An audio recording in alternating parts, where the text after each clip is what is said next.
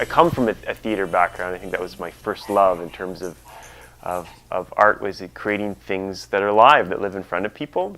But I've always thought of each project is its own thing, and sometimes that's going to be a film, and sometimes that's going to be a short story or a book or a piece of flash fiction that I'm putting online, or sometimes it's a play. I still think mostly I work in theater just because there's something about that particular tool.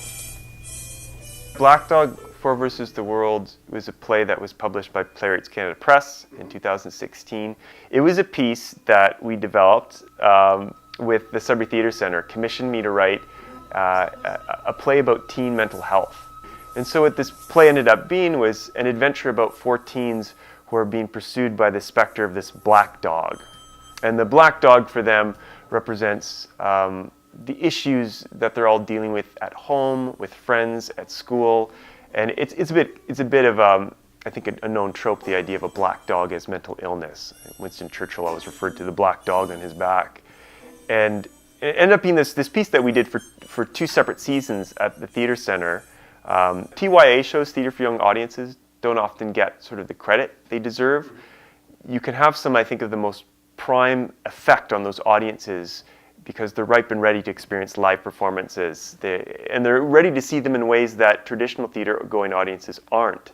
And so we use cell phone technology and sort of a Twitter feed. We were trying to access the audiences in a different way and create an experience that felt like they were in on something and that other audience members might be missing out on parts of that experience. How can we deconstruct that and actually make it work the way it tells us? Or how can we get back to warm bodies in a room, which is what live performance is all about, is people sharing space together. Because this doesn't get us closer, but you can't get away from that. It's going to be part of the experience whether you want it to be or not. So we might as well bring it into the room rather than trying to force people to put it away or leave it at the door. Around the same time we did Black Dog, I wrote a play called Mucky and the Drift, which was done at the Theatre Centre. And it was all based around the Nickel Belt Baseball League here in Sudbury. And so I've always been interested in this, in the archaeology of the stories and the mythology behind those things, because I think that's what ties us together, our stories that we haven't spoken in a long time, but we need to keep speaking them in order to, in order to put our thumb on what it means to live up here and what it means to work and love this place. So I'm constantly trying to find the balance between advocacy work and mentorship and teaching, which is essential to working in the North. A big part of what I do and what I'm concerned about is making sure that there are opportunities for people in this community to pursue their craft. And it's actually really selfish because I want those opportunities to be here too for myself.